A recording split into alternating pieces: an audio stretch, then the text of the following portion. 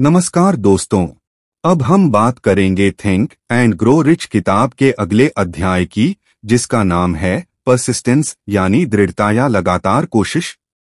Napoleon Hill कहते हैं कि यदि आपके पास दृढ़ता नहीं है तो आपके पास कोई सपना चाहे जितना भी बड़ा क्यों न हो वो अधूरा रह जाएगा। परसिस्टेंस क्या है? परसिस्टेंस यानी बार बार गिरने के बावजूद उठना, असफलताओं से डरना नहीं, तब तक कोशिश करते रहना जब तक लक्ष्य पूरा न हो जाए, मुश्किलों के बावजूद अपने रास्ते पर डटे रहना। सपनों को हकीकत में बदलने के लिए दृढ़ता क्यों जरूरी है? बिना दृढ़ता के छोटे छोटे झटके ही आपको हार मानने पर मजबूर कर देंगे। दृढ़ता ही वो ताकत है जो आपको आखिरी सांस तक कोशिश करने की हिम्मत देती है। दुनिया में जो भी लोग अमीर, सफल या प्रसिद्ध हुए हैं वो सब असफल हुए, ठुकराए गए, लेकिन उन्होंने हार नहीं मानी। नेपोलियन हिल कहते हैं, ज्यादातर लोग कुछ बार कोशिश करते हैं और जब तुरंत परिणाम नहीं मिलता तो हार मान लेते हैं। असफलता तभी स्थायी बनती है जब आप कोशिश करना छोड़ देते हैं। कैसे अपने अंदर दृढ़ता मीन्स परसिस्टेंस पैदा करें? स्पष्ट लक्ष्य तय करें। जब लक्ष्य साफ होता है तो दृढ़ता अपने आप आती है। जलती हुई इच्छा रखें। बर्निंग डिजायर आपको हार नहीं मानने देता। आत्मसंकेतन करें। खुद से रोज कहिए, मैं कर सकता हूं। सकारात्मक माहौल बनाइए, नकारात्मक लोगों से दूरी रखें।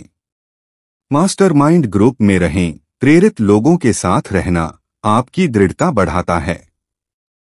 हर असफलता से सबक लें। असफलता को अंत नहीं, सीख मानिए। Real life examples. Colonel Sanders, KFC, 65 साल की उम्र में 1000 से ज्यादा बार रिजेक्ट होने के बावजूद उन्होंने हार नहीं मानी और KFC खड़ा किया।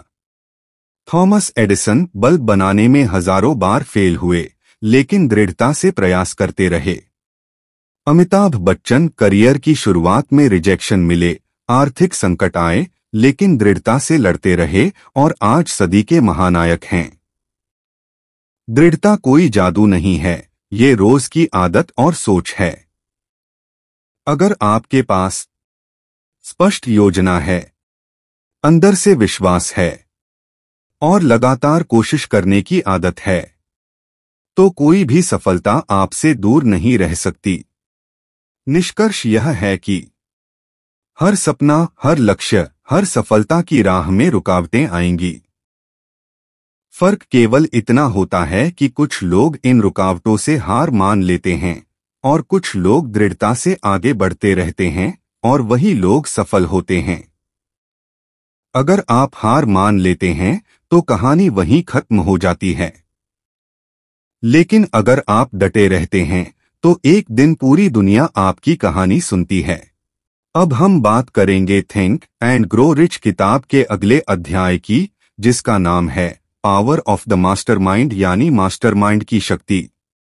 नेपोलियन हिल कहते हैं कि अकेले इंसान सीमित होता है, लेकिन जब कई दिमाग और अनुभव एक साथ जुड़ते हैं तो उनकी शक्ति कई गुना बढ़ जाती है। यही मास्टरमाइंड का कमाल है। मास्टरमाइंड का मतलब है दो या दो से अधिक लोगों का एक समूह जो समान सोच और लक्ष्य के साथ एक दूसरे का समर्थन, अनुभव और विचार साझा करता है। जब ऐसे लोग साथ आते हैं तो उनकी सामूहिक ऊर्जा, विचार और ज्ञान से नई नई संभावनाएं पैदा होती हैं। मास्टरमाइंड की शक्ति क्यों जरूरी है? अकेले आपकी सोच सीमित रहती है। दूसरे लोगों के विचार, अनुभव और सुझाव आपके नजरिए को बड़ा करते हैं।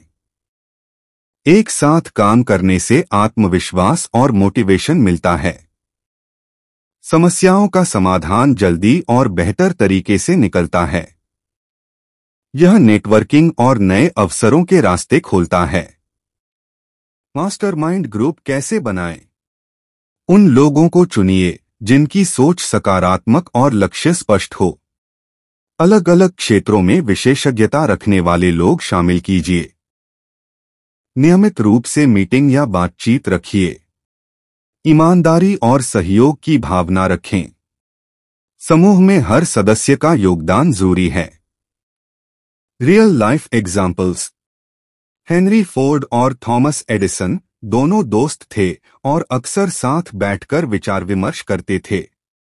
उनकी बातचीत से कई नए आइडिया और इनोवेशन सामने आए। राइट ब्रदर्स, उन्होंने मिलकर काम किया और इंसान को उड़ने का सपना पूरा किया। Startup culture. आज के बिजनेस वर्ल्ड में मास्टरमाइंड ग्रुप्स, इनक्यूबेटर्स और नेटवर्किंग प्लेटफॉर्म्स बहुत आम हैं, जो युवाओं को मिलकर आगे बढ़ने में मदद करते हैं।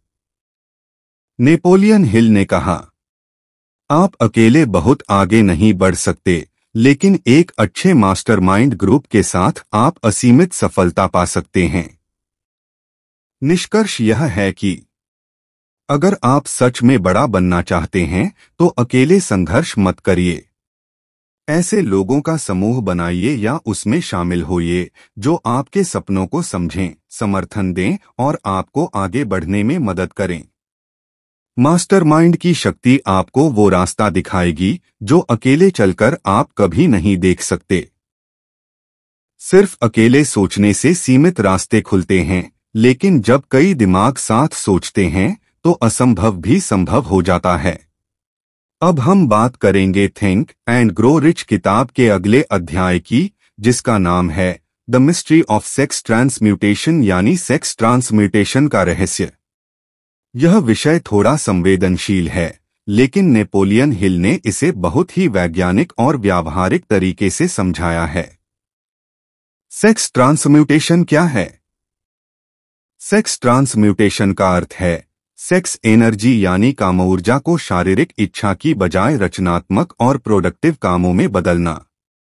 यह कोई दमन नहीं है, बल्कि ऊर्जा का सही दिशा में इस्तेमाल है। जब इंसान अपनी सेक्स एनर्जी को कंट्रोल करके उसे मानसिक, रचनात्मक और आर्थिक विकास में लगाता है, तो उसकी कामयाबी की रफ्तार कई गुना बढ़ जाती है। सेक्स एनर्जी क्यों शक्तिशाली है? नेपोलियन हिल कहते हैं, सेक्स एनर्जी इंसान की सबसे प्रबल भावनात्मक और मानसिक ऊर्जा है। यही ऊर्जा इंसान को आकर्षण, आत्मविश्वास, क्रिएटिविटी और मोटिवेशन देती है।